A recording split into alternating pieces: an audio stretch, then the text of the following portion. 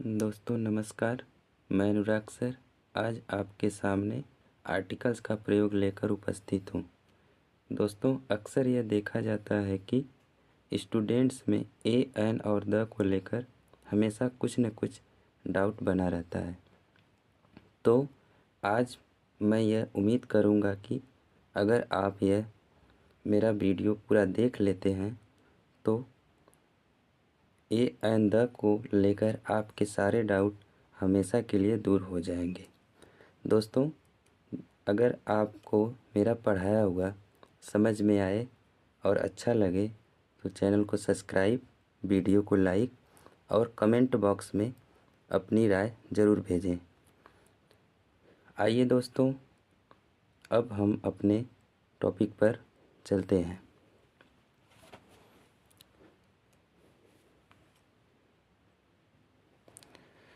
तो सबसे पहले हम लोग देखेंगे यूज ऑफ आर्टिकल्स।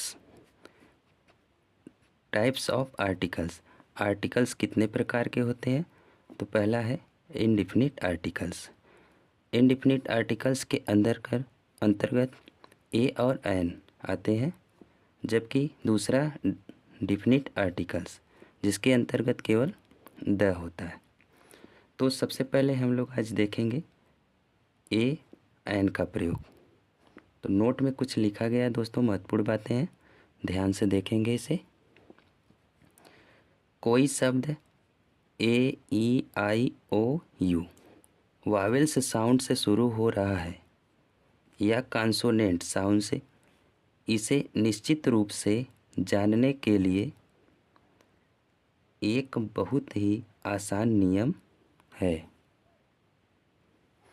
तो इस नियम को देखेंगे हम लोग।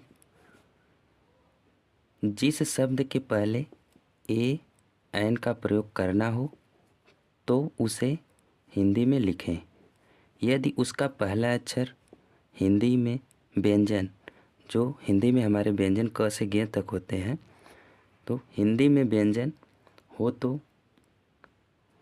उसके पहले ए का प्रयोग करें। यदि उसका पहला अक्षर हिंदी में स्वर हो तो उसके पहले एन का प्रयोग करें। जैसे एग्जाम्पल के माध्यम से देखें, यूनिवर्सिटी। अब ये यूनिवर्सिटी को देखा जाएगा इंग्लिश में तो यू से स्टार्ट है, जबकि यू हमारा वावेल्स होता है। लेकिन जब इसे हिंदी में लिखेंगे तो य से स्टार्ट होगा। तो हिंदी में लिख करके ये पता कर सकते हैं कि उसके पहले ए का यूज होगा कि एन का। तो यूनिवर्सिटी के पहले ए। उसी प्रकार से यूरोपियन। यूरोपियन में फर्स्ट लेटर इंग्लिश में देखेंगे तो ई से स्टार्ट है। ई जो है वावेल्स है, लेकिन हिंदी में जब लिखेंगे तो य से स्टार्ट होगा, इसलिए इसके पहले ए लगाया जाएगा। अब आगे देखेंगे umbrella. Umbrella first letter you से स्टार्ट है, वावेल्स है, और लिखने पर भी आ रहा है हिंदी में, तो इसके पहले एन का यूज होगा। यहाँ पर देखेंगे लिखा गया H O U R, hour. लिखा तो गया हावर, लेकिन इसे पढ़ते हैं आवर। तो इसके जो ध्वनि है, इसके साउंड है अ से स्टार्ट हो रहा है हिंदी में, इसीलिए इसके पहले एन का प्रयोग किया जाएगा। अब आगे दोस्तों हम लोग देखेंगे द का प्रयोग, कि द का प्रयोग कहाँ पर किया जाता है और कहाँ पर नहीं किया जाता है।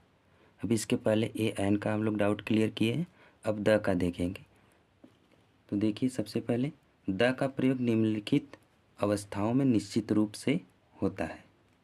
सबसे पहले पॉइंट हमारा है नदियों के नाम के पहले, जैसे the Ganga, the Yamuna, the Son etc.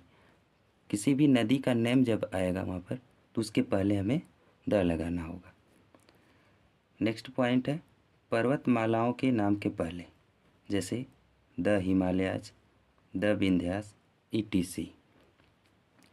लेकिन ये हमें ध्यान देना होगा कि अकेले पहाड़ के नाम के पहले द का प्रयोग नहीं होगा। जब समूह होगा जहाँ पर पर्वतमालाओं के नाम आएंगे वहाँ पर हमें द का प्रयोग देना होगा। देखिए जैसे माउंट एवरेस्ट। माउंट एवरेस्ट एक अकेला पहाड़ है, नीलगिरी एक अकेला पहाड़ है, तो इसके पहले हमें द का प्रयोग नहीं करना है।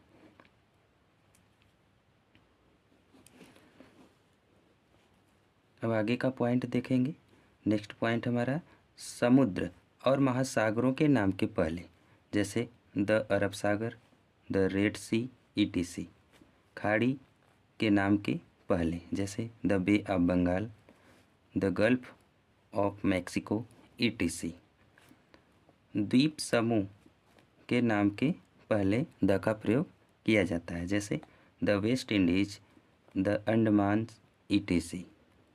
लेकिन अकेला द्वीप के पहले नहीं होता है, जैसे Ceylon, Sri Lanka, etc. Next point देखेंगे समाचार पत्र और पत्रिका के नाम के पहले द का प्रयोग किया जाता है, जैसे the times of India, the Hindustan times, etc. Next point देखेंगे महाकाव्य और महत्वपूर्ण पुस्तकों के नाम के पहले भी द का प्रयोग किया जाता है, जैसे the Ramayana, the Bible, ETC. Next point जहाज़ों और रेलगाड़ियों के नाम के पहले भी द का प्रयोग किया जाता है, जैसे द विक्रम, द राजधानी एक्सप्रेस, ईटीसी। नेक्स्ट पॉइंट देखेंगे ऐतिहासिक घटनाओं के नाम के पहले भी द का प्रयोग किया जाता है, जैसे the battle of Panipat, the mutiny of 1857, ETC. Next point ऐतिहासिक इमारतों के नाम के पहले भी द का प्रयोग किया जाता है, जैसे the red fort, the Qutub Minar, etc. Next point देखेंगे कुछ देशों के नाम के पहले भी द का प्रयोग किया जाता है, जैसे the United state of America, the Netherlands, etc. धार्मिक समुदायों के नाम के पहले भी द का प्रयोग किया जाता है, जैसे the Hindus, the Christians, etc. राजनीतिक दलों के नाम के पहले भी द का प्रयोग होता है, जैसे the Congress, the BJP, etc. Next point club या संगठन इत्यादि के नाम के पहले भी द का प्रयोग होता है, जैसे the Reliance, the reserve bank of India, etc. Next point जो वस्तु संसार में केवल एक हो तो उसके पहले भी द का प्रयोग किया जाता है, जैसे the sun, the moon, ETC. Next point देखेंगे सुपरलेटिव डिग्रीज के पहले भी द का प्रयोग होता है, जैसे बेस्ट तो इसके पहले द का प्रयोग करते हैं, कोई भी वर्ड लिखा जाता है तो द बेस्ट। नेक्स्ट पॉइंट है क्रम सूचक संख्याओं के पहले, जैसे फर्स्ट, सेकेंड, थर्ड जब भी लिखें तो इसके पहले आर्टिकल द का प्रयोग होगा।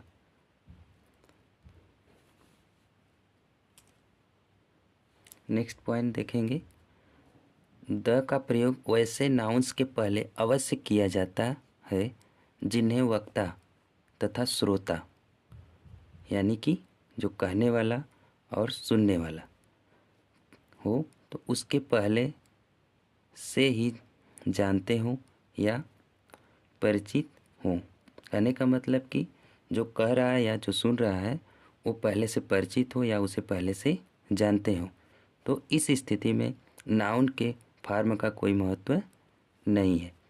नाउन सिंगुलर हो या प्लूरल, काउंटेबल हो या अनकाउंटेबल, तब द का प्रयोग निश्चित रूप से किया जाता है।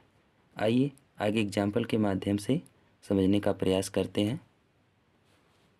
जैसे पहला एग्जाम्पल हमारा है गायें उपयोगी हैं।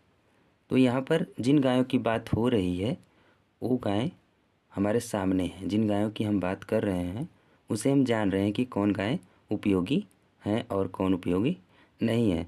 तो यहाँ पर जब इसका ट्रांसलेशन करेंगे, अंग्रेजी में अनुवाद करेंगे, तो काउस जो यहाँ पर गायों की मीनिंग काउस है उसके पहले आर्टिकल द का प्रयोग अवश्य ही करना होगा। तो इसका ट्रांसलेशन बनेगा द काउस आर यूजफुल। अगर यहीं पर इस सेंटेंस होता है गायें उपयोगी होती हैं, तो अब दुनिया में कितनी गायें उपयोगी होती हैं ये हमें पता नहीं है। तो जब गायें उपयोगी होती हैं ऐसा सेंटेंस है तो वहाँ पर द का प्रयोग नहीं होगा, तब उसका ट्रांसलेशन बनेगा cows are useful. Next example, दूध स्वादिष्ट है। अब यहाँ पर देखिए दोस्तों, दूध के बारे में, जिस दूध के बारे में बात कर रहा है उस दूध का यूज कर रहा है वो उस समय, या वह उसके सामने है, उसे जानता है कि कौन सा दूध स्वादिष्ट है। तो इसका अनुवाद जब बनाएंगे अंग्रेजी में तो मिल्क के पहले हमें आर्टिकल द का प्रयोग करना होगा।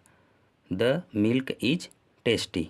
अगर यहीं पे कहता है, सेंटेंस दूसरा चेंज करके देता कि दूध स्वादिष्ट होता है, अब कौन सा दूध स्वादिष्ट होता है ये क्लियर नहीं है, तो वहाँ पर तो मिल्क के पहले आर्टिकल द का प्रयोग नहीं होगा।